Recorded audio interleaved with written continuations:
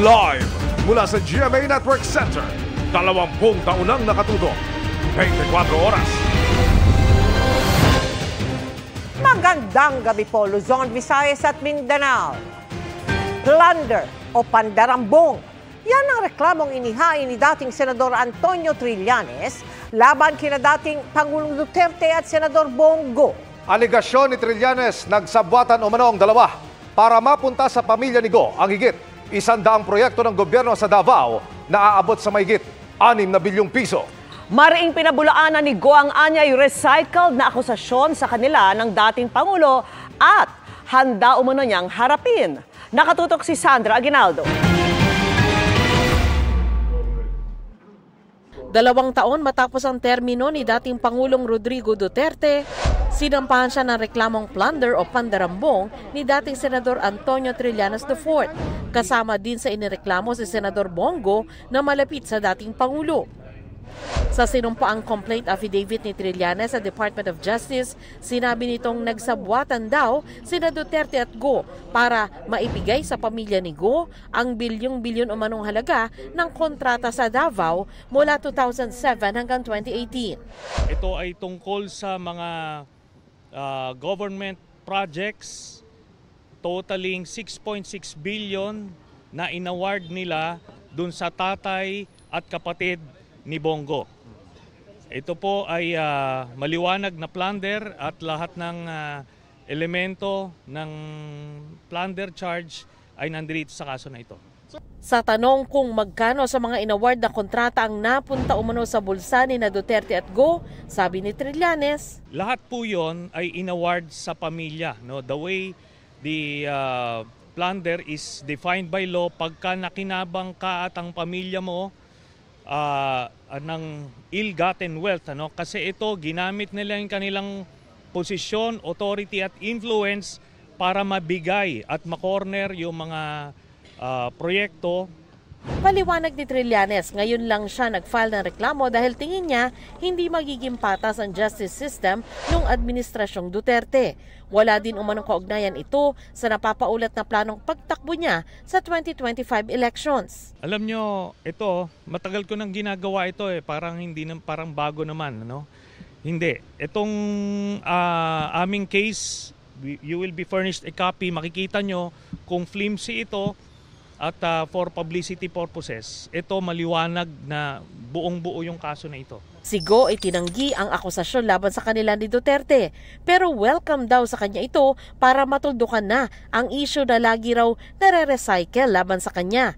Sabi pa ni Go, pwede naman itong tingnan ng Commission on Audit at magsampa ng kaukulang reklamo. Hindi pa raw siya isinisilang, meron ng negosyo ang kanyang pamilya. Sigurado raw siyang hindi siya nakinabang o ang kanyang pamilya sa pagiging taong gobyerno niya. Sinusubukan pa ng GMA Integrated News na makuha ang panig ni Duterte, pero ipinagtanggol siya ng kaalyadong si dating Presidential Legal Advisor Salvador Panelo na tinawag na publicity stunt ang paratang ni Trillanes. Malisyoso at mali daw ang akusasyon ni Trillanes. Sinusubukan pa naming makuha ang panig ng Department of Justice ukol sa reklamo. Para sa GMA Integrated News, Sandra Aguinaldo, nakatutok, 24 oras. Umarangkada na sa 10 Kadiwa store sa Metro Manila ang bentahan ng 29 pesos per kilo na bigas. Pero hindi po para sa lahat yan dahil pwede lang daw ito bilhin ng piling sektor. Panawagan tuloy ng ilang grupo, sana all. Nakatutok si Maki Pulido. Sa mahal ng bigas, kalahating kilo na lang ang kinakayang bilhin ng single mother na si Chris bawat araw. Nakakaranas sila ng gutom, lalo na ang 5 taong gulang niyang anak dahil sa pagtitipid nila sa pagkain. Sakit para sa akin bilang nanay na kumakayod para sa kanya. Isa si Chris sa sumadya sa Kadiwa store sa opisina ng Bureau of Plant Industry sa Malate, Manila para makabili ng 29 pesos kada kilo na bigas. Maliban dito, may 9 na iba pang Kadiwa stores ang binuksan sa Metro Manila para magbenta ng murang bigas mula ngayon hanggang Linggo. Para lamang ito sa mga senior citizen, PWD, single mother at 4-piece. Bago makabili, magre-rehistro muna at ipapakita ang ID. I-input ang mga pangalan na ito sa computer para raw simula bukas pagkapresenta ng ID sa registration desk. Alam na kung sino na ang nakabili. Pwede ba silang umulit? Of course, we want to serve as many people as possible. So kung uulit na sila, syempre, kung sa next day, bibili na naman sila, unahin muna natin yung mga hindi pa nakakabili and then we'll give them the chance to buy. Sa 29 pesos kada kilo, subsidized o sagot ng gobyerno ang 9 pesos dito. Sabi ng DA, target nilang makabenta ng 20 pesos na bigas pero sa ngayon, hindi pa ito kakayanin. Inuubos lang sa ngayon ang 9,000 metric tons na lumang stock ng National Food Authority. Pag ubos na, balak mag-angkat o bumili sa local market ng Department of Agriculture para ituloy ang pagbebenta nila ng murang bigas sa nasa 200 Kadiwa stores sa buong bansa. Gagawin na ring 10 kilo ang pwedeng bilhin ng kada benepisyaryo. Subsidized for the specific beneficiaries. It's a social equity, kumbaga. No, binibigyan natin ng kakayahan yung mga nasa vulnerable sector na makabili ng mura. 25% yung effect ng bigas doon sa overall inflation basket. Kaya magkakaroon ito talaga ng impact. Maputi at malaki ang butil ng 29 pesos per kilo rice. Para walang duda sa kalidad, nagsaing pa sa Kadiwa store sa Manila at kinain ito ng ilang opisyal ng DA. Ang problema, sabi ng Ibon Foundation, iilan lang ang nakikinabang sa ibinebentang murang produkto sa mga Kadiwa stores. Sa halip daw na ganitong mga short-term na solusyon, dapat alalayan ng mga tamang pulisiya at programa ang sektor ng agrikultura para magkaroon ng sapat at murang bigas para sa lahat. Ang tanong palagi sa Kadiwa stores, ilan ba nakikinabang dyan? Naalala ko dun sa huling official report para sa buong taon, nasa about 1 at most 1.2 million lamang yung naging beneficiary ng Kadiwa stores. Buti kung gano'n lang kakonti ang Pilipino. Ang panawagan nga ni Chris, sana naman hindi na nila kailangang sadyain ang Kadiwa store para lang makabili ng murang bigas. Sana din po, hindi lang dito sa Kadiwa. Dapat po sa market din, sa palengke din po. Kasi paano po pag walang Kadiwa? Di babalik na naman po kami sa 56, sa 62. Para sa GMA Integrated News, Maki Pulido, nakatutok, 24 oras. Para raw hindi na mapag-initan ang mga rider, babaguhin na raw ng pulisya ang panuntunan ng pagpapatupad ng mga checkpoint. Kung ano yan, sa pagtutok ni June Veneracion. Dahil sa naglipa ng krimen na kinasangkutan ng mga sospek na motorsiklo, mas pinaigting sa mga checkpoint ang pagsinsing sa mga nakamotorsiklo para mapuksa ang riding in tandem. Ang resulta, nagkakaroon ng pila. Wala mang magawa kundi tumalima. Ang ilang rider hindi maiwasang umalma. Unfair naman po sa mga rider din po yun. Kasi lagi na lang po kami. Abala minsan Minsan nagmamadali, may pupuntahan, abala Ba't yung mga kotse hindi nila harangin? Bilang isang motorcycle rider, nauunawaan daw ni PNP Chief Romel Francisco Marbil ang sentimiento ng mga rider. Kaya ngayon, may mga adjustment daw na gagawin ng PNP. Sabi ko, wala naman po masyadong riding tandem na reports po natin. So, we have to change po yung how we conduct po yung checkpoints. Makakaasa po kayo na babaguhin po namin. Nauna nang nagpalabas ng memorandum ang PNP Directorate for Operations ng June 22, kaugnay ng mga reklamo tungkol sa umano'y selective implementation of checkpoint operations. Pinapaalalahanan ang mga unit commander at chief of police na sumunod sa tamang panuntunan ng pagsasagawa ng checkpoint. Huwag lang masyadong mag-focus doon sa mga motorsiklo. Bagkos ay dapat isama rin sa pag-check yung mga four-wheel vehicles sapagkat ito ring mga sasakyan na ito ay maaaring sakyan ng mga kriminal at ng ating mga suspects. Ganda po para sa pangkalahatan yun pangkalahatan. Karaniwang dahilan kung bakit pinapara ang mga nakamotorsiklo ay para i-check ang kanilang lisensya at rehistro. Sa mga ibang sasakyan naman, kabilang sa dahilan ay kung walang plaka at kung masyadong madilim ang tint. Sabi ko sa mga, when you conduct a checkpoint, wag kayo magta-traffic. I guess it's more of traffic, kaya kala nyo puro mga motor lang. Pero mayroon po kami chine-checkpoint po ng natin, ng mga kotse, hindi nyo lang nakikita. Traffic din ang isang problemang naisutukan ng PNP sa susunod na State of the Nation Address ni Pangulong Bongbong Marcos. Sa ngayon, kahit walang banta sa seguridad, nasa 22,000 na pulis pa rin ang i-deploy gaya nung nakarang zona. Pero pwede raw yang madagdagan kung sakaling may pangangailangan. Para sa GMA Integrated News, June Veneracion, nakatutok, 24 oras. Nakaantabay ang Philippine Coast Guard para umalalay sa mga mangingisda sa gitna ng panguhuli ng China sa isang fishing boat ng Taiwan. Nakatutok si Chino Gaston. 2 ng Hulyo, hinuli ng China Coast Guard ang isang Taiwanese fishing vessel sa Kinmen Island na kontrolado ng Taiwan. Ayon sa China, pumasok ito 11.5 nautical miles mula sa Xinjiang, China at nasa loob ng territorial waters ng bansa. Nanawagan ng Taiwan Coast Guard Administration na ibalik ang barko at palayain ang crew nito. Ang ganyang tagpo, paano kung mangyari rin sa mga mangingisdang Pilipino, lalo't nitong Hunyo, naging epektibo ang utos ng China na manghuli ng mga di-Chino sa kanilang umanong teritoryo.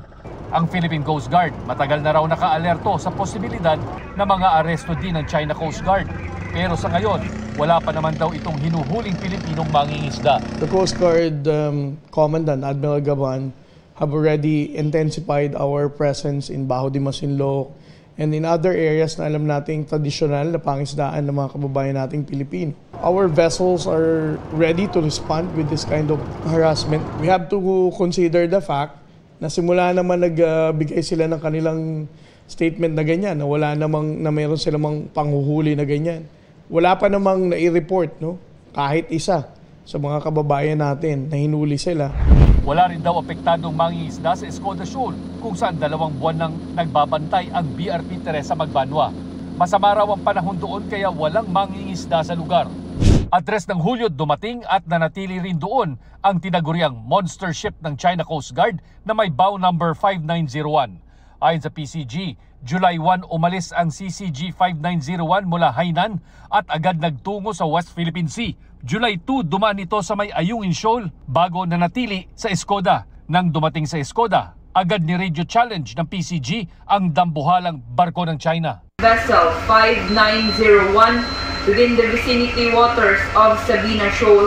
This is Philippine Coast Guard vessel BRP Teresa Magbanwa. You are sailing within the Philippine Exclusive Economic Zone.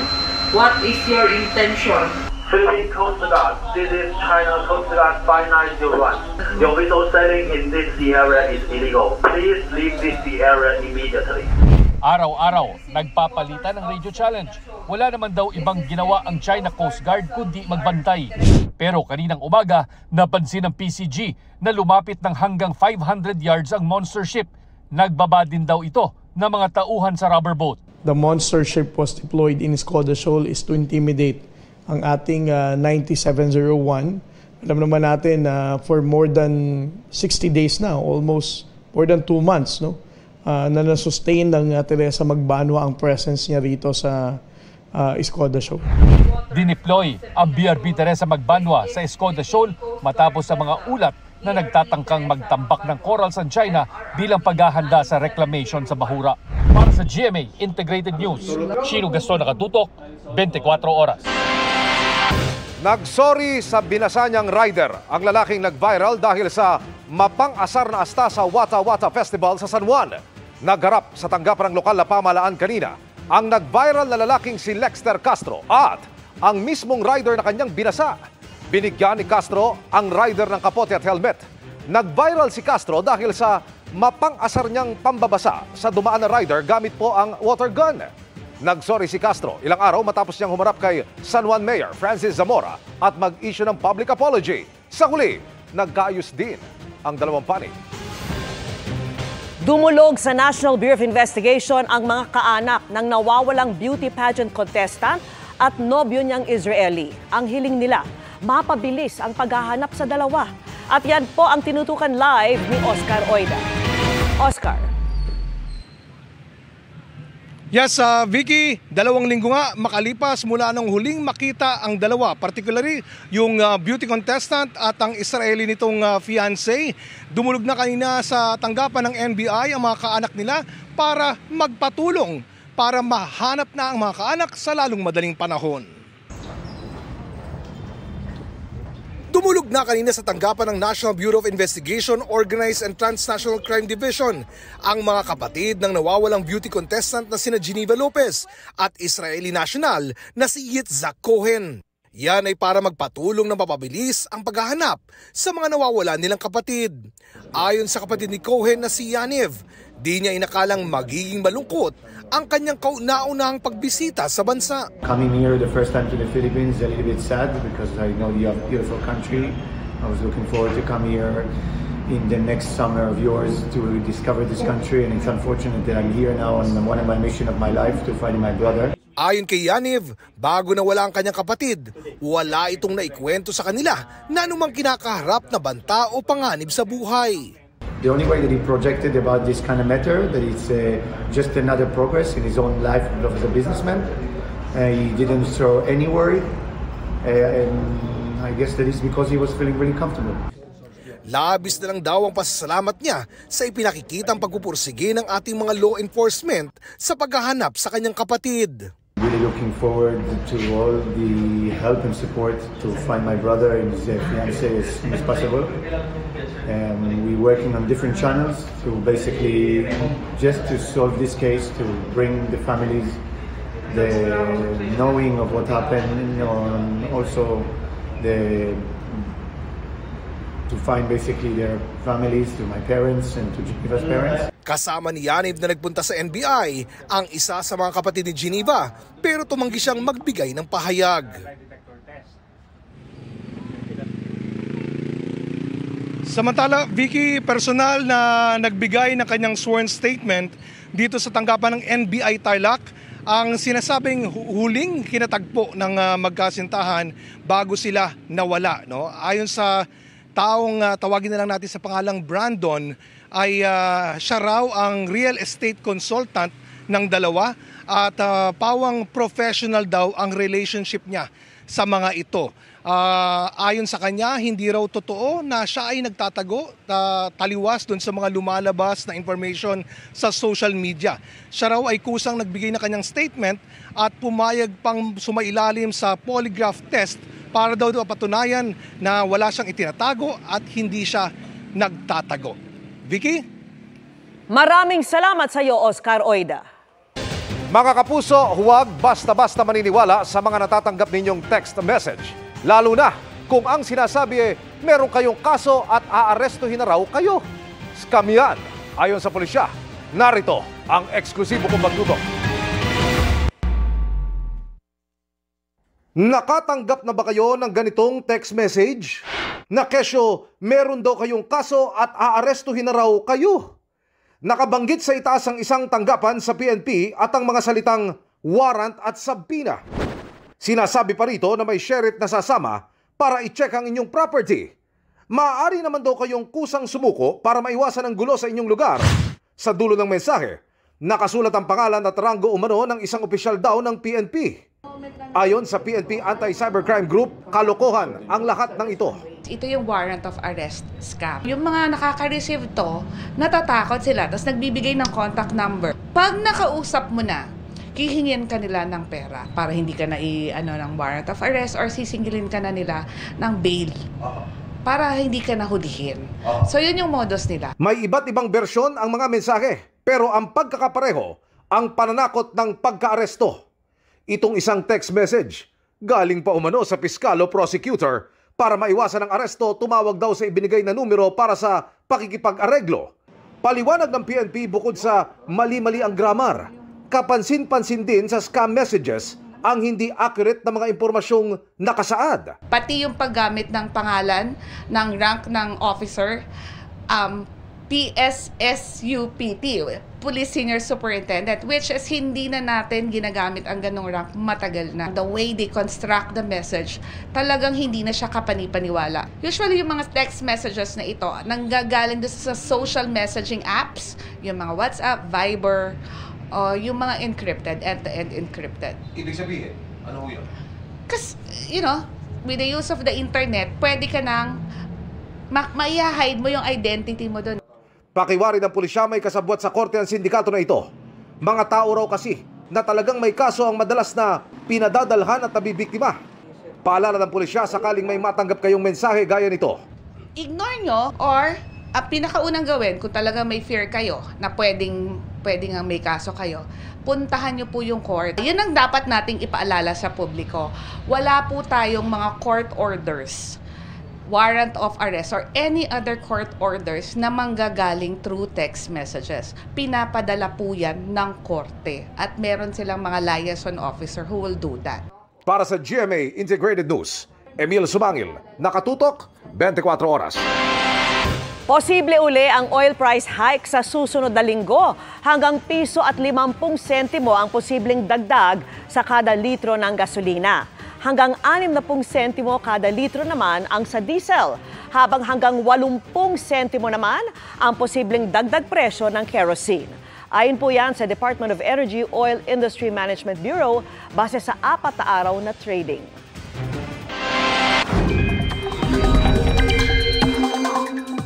Sa mga nagpaplano pa lamang ng gagawin ngayong weekend, ingat dahil posibleng magpatuloy ang maulang panahon sa malaking bahagi ng bansa.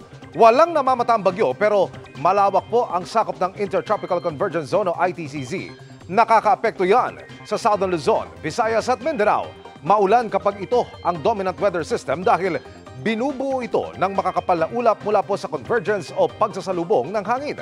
Easterlies ang nakakaapekto sa natitirang bahagi ng bansa. Base sa datos ng Metro Weather, bukas ng hapon may tsansang umulan sa Ilocos Provinces, Palawan, Mindoro Provinces, Calabarzon, Camarines Provinces at Isabela. Posibleng maulit yan sa linggo. May malalakas na bugos na maaaring magpabaha kapag nagtuloy-tuloy ang ulan. Pati sa Metro Manila bukas, may tsansang umulan. Ganyan din sa linggo bago magtanghali.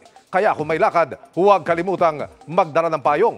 Uulanin din ang Panay Island, Negros, Samar at Leyte Provinces, Northern Mindanao, Davao Region at Soc-Sargen. Halos ganito rin ang posibleng maranasan pagsapit ng linggo. Pero mas matitindi na ang ulan sa Mindanao. May mga probinsyang ilang araw nang binabaha kaya patuloy na maging alerto. Pinakakansela na sa korte ng Office of the Solicitor General ang birth certificate ni Bamban Mayor Alice Go. Maaari daw itong gamiting pangsuporta sa hiwalay naman na petisyon para mapawalang bisa ang pagkapanalo ng mayora. Nakatutok si Sandra Aguinaldo. Kumilos ng Office of the Solicitor General o OSG para hilingin sa korte na kanselahin ang birth certificate ni Banban Tarlac Mayor Alice Go. Ayon kay Solicitor General Menardo Guevara, ang petisyon ay nakabase sa kabiguan ni Go na sumunod sa requirement sa late registration ng kanyang kapanganakan. Hindi raw nagsumiti si Go ng required supporting documents. Ama raw ni Go ang nag-file ito at hindi si Go na noon ay 19 years old na. May mga hindi raw tugma sa nakasulat sa kanyang birth certificate at sa iba pang public records niya. At ang pag-register daw ng local civil registrar sa kanyang birth certificate ay labag sa umiiral na regulasyon ng Philippine Statistics Authority o PSA. Isinampa ang petisyon sa Regional Trial Court sa Tarlac City. Paliwanag ni Guevara, makakasuporta ang petisyon na ito sa co-warrant to petition na magpapawalang bisa sa pagkapanalo ni Go bilang mayor. Kung makakansela kasi ang kanyang birth certificate, sabi ni Guevara, mawawala ang pinakaimportanteng depensa ni Go na siya ay Pilipino. Matatanda ang nagtugma ang fingerprint ng mayora sa isang Chinese national base sa findings ng NBI. Sa Department of Justice, may kinakaharap namang reklamong qualified human trafficking si Mayor Go. Kaugnay naman ito sa labor trafficking ng mga nagtatrabaho sa POGO o Philippine Offshore Gaming Operator na iniuugnay kay Go. Ang reklamo laman kay Go at iba pang co-incorporators ng Hongsheng Gaming Technology ay isinampa ng Presidential Anti-Organized Crime Commission at PNP Criminal Investigation and Detection Group. Inuugnay si Mayor Go sa mga POGO sa Banban at Porac kung saan may mga dayuhang na-rescue na iligal na nagtatrabaho sa bansa. May reklamo din ng pananakit sa ilang POGO workers. Ayon sa abogado ni Go, tignan ninyo ang ebidensya against Mayor Alice Go. Papel, bill ng kuryente, letter of no objection, articles of incorporation. Itong mga dokumento na ito, hindi enough to commit the crime of human trafficking. There must be overt act.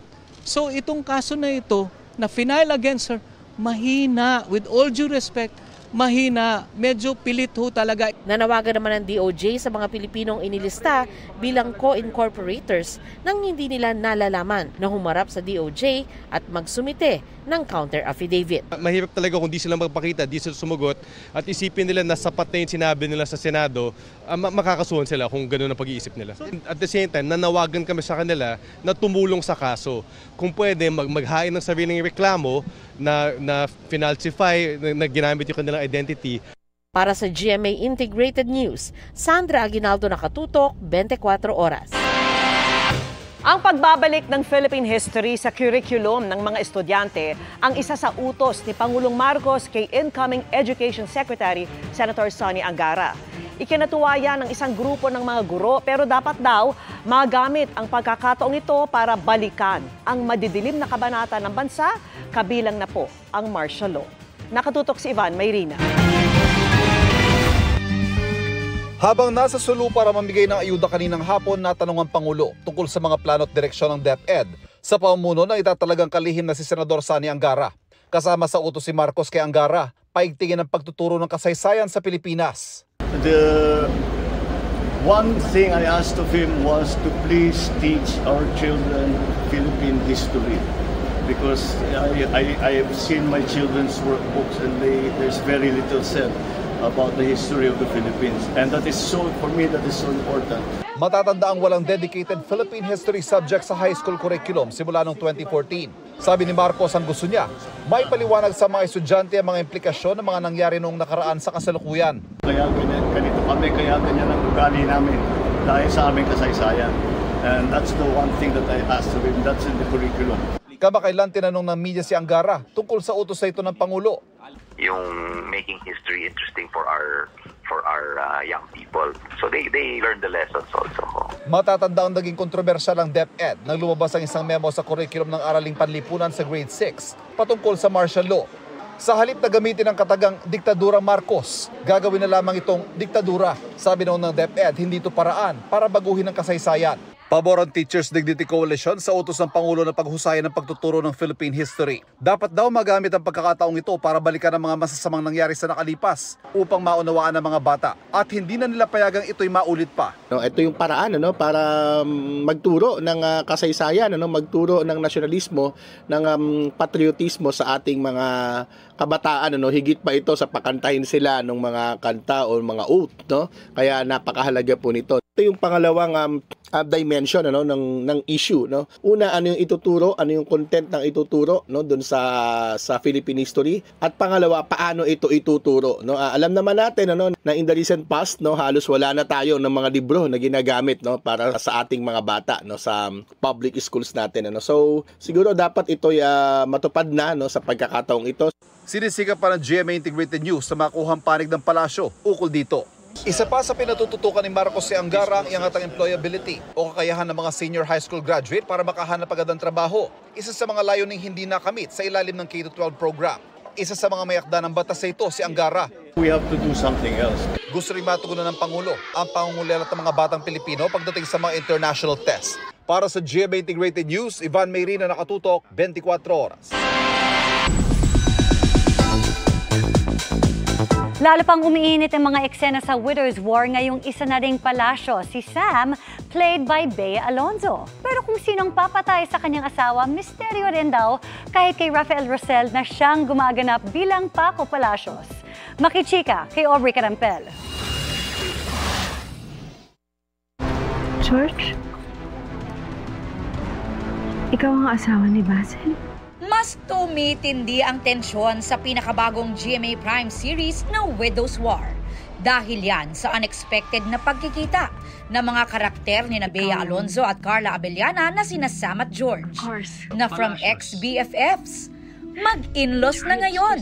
Idagdag pa ang matinding disgusto ni Aurora, played by Jean Garcia, sa bagong manugang. Ikaw naman kasi, you should have listened to me. So ano nang mangyayari ngayon? Non-stop war of the wives? Don't talk about my wife. At ang mas tumitinding rivalry sa pagitan ni Paco at Basil Palacios, mga karakter ni Rafael Rosel at Benjamin Alves. Ang mga pangyayaring yan, papunta na raw sa mas intense pang magaganap sa kwento. Just as exciting for the whole cast and crew din kasi kami din, hindi namin alam yung story, i-arte lang namin. So anytime pwede din kami ma-surprise. At ang hindi raw dapat palampasin, ang mangyayaring misteryosong pagpatay kay Paco. Kahit si Rafael, hindi raw alam kung sino ang pumatay sa kanyang karakter. I have my suspicions already. So sana din pag napanood ng mga tao, may suspicions din sila. At sana tama yung suspicion nun kasi ibig sabihin magaling ka manghula. Pero ang mga suspect, hindi lang daw iikot sa pamilya Palacios dahil may mga sekreto ring itinatago ang mga tauhan sa Palacios Estate. Kagabi, may pasulyap na rin sa mga tauhan sa Palacios Estate tulad ng karakter ni Royce Cabrera na si Jericho Domo. Siguro masasabi ko lang, subaybayan nyo gabi-gabi yung Widow's War, tapos alamin nyo or husgahan nyo isa-isa bawat karakter na pinapakita kung anong involvement nila with the Palacio family. Aubrey Carampel, updated sa Showbiz Happenings. Gumagawa na po ng hakbang ang DFA para masagip ang isang grupo ng mga Pilipinong biktima umano ng human trafficking. IT expert daw sa Thailand ang alok sa kanilang trabaho, pero sa isang crypto farm sa Myanmar pinagtrabaho. At nakatutok si JP Soriano. Taong 2022, nang isiwalat sa Senado ang mapait na sinapit ng ilan nating kababayan na inalok ng trabaho sa Thailand pero dinala sa Myanmar at ginawang scammer. Ang modus na yan, sinapit din ng isang grupo ng mga Pilipinong nagpapasaklolo ngayon sa Department of Foreign Affairs. Batay sa ulat na nakarating kay DFA Undersecretary for Migration Affairs Ed De Vega. There will be sa internet promises of jobs as computer experts or IT, ganon, specifically in Thailand. And since we don't need a visa to go to Thailand, sabihin lang, punta kayo doon and then you'll get a job there. So they'll get to Bangkok and from there dadalhin sila kung saan, usually Myanmar, although sometimes napupunta sa Laos or sa Cambodia. Nakikipag-ugnayan na ang DFA sa mga kinauukulan para sa agarang rescue sa kanila. Paalala ng DFA sa mga gustong magtrabaho abroad. If you're going to work, kailangan meron kang work visa. Kailangan ipoprocess yan. And if it sounds too good to be true, it is not true. Sa pulong ng Ministro ng Thailand at Foreign Affairs Secretary Enrique Manalo, tinalakay ang pagbuo ng mga konkretong hakbang upang matugunan ang mga human trafficking cases. We will push for coordinated ASEAN-wide actions to crack down on these criminal networks and provide assistance to victims. Nauna nang sinabi ng ASEAN na kabilang sa mga pangunahing agenda nila ay ang pagtugon sa kaso ng human trafficking sa rehiyon. Ang Santo Papa nagpaabot ng mensahe sa pamamagitan ng Secretary for Relations with States of the Holy See na nasa Pilipinas ngayon. Hiningi niyang aksyonan na ang problema sa human trafficking. Ayon sa Vatican, ang tunay na ugat daw nito ay kahirapan at korupsyon sa mga bansa at institusyon. If we are going to combat effectively this toxic scourge, we must block its tributaries and address its root causes, such as extreme poverty, corruption in governance, injustice, and exclusion in the economic field. Para sa GMA Integrated News, JP Soriano, nakatutok 24 oras. Planong magsagawa ng sariling investigasyon ni Senador Robin Padilla kaugnay sa lumobong gastos ng ipinatatayong new Senate building. Kahapon naghain ng resolusyon si Padilla para mag-imbestiga ang pinamumunuan niyang Senate Committee on Public Information and Mass Media kaugnay sa issue. Sabi ni Padilla, kailangan malaman ng publiko ang proseso sa pagtatayo ng new Senate building, kabilang ang pagtaas ng gastos na umabot sa 23 billion pesos. Hakbang niya ito para hindi mawala ang tiwala ng publiko sa Senado bilang institusyon. May ginagawa ng review ang Senate Accounts Committee na pinamumunuan ni Senador Alan Peter Cayetano kaugnay sa new Senate building. Noong isang araw nauwi ang pulong sa sagutan nina Senador Nancy Binay at Cayetano. Sabi ni dating Senador Panfilo Lacson na naging chairman ng Senate Committee on Accounts, mahirap panoorin ang sagutin ng dalawa. Sabi ni Lacson, may inaayos siyang pulong nilang tatlo sa hiling ni Binay at pumayag na raw si Cayetano pero wala pa itong schedule sa ngayon.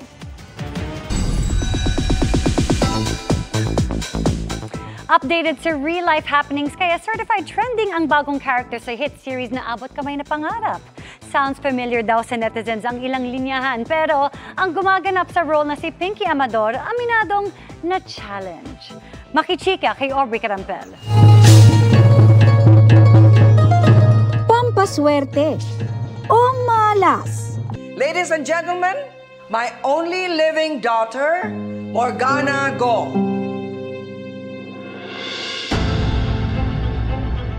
Sa pagpasok ng bagong karakter na ginagampanan ni Pinky Amador sa hit Afternoon Prime series na Abot Kamay na Pangarap. Hello! Kung magulat naman kayo, para kayo nakakita ng patay na biglang nabuhay. Napatanong ang ilang netizens, bakit it sounds family? Familiar. Kung ikaw nga si Morgana Go, magkwento ka nga tungkol sa buhay mo. Anong klaseng childhood meron ka?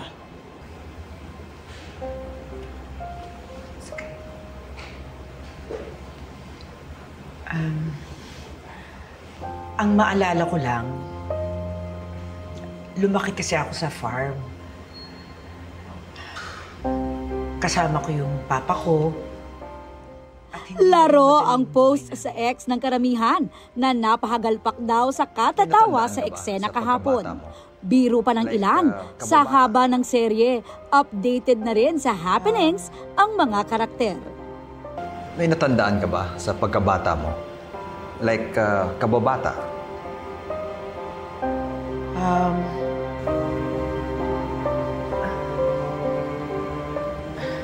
Wala akong maalala, Your Honor. Hindi kami nakikipagbiruan, Miss Go. Kayo naman.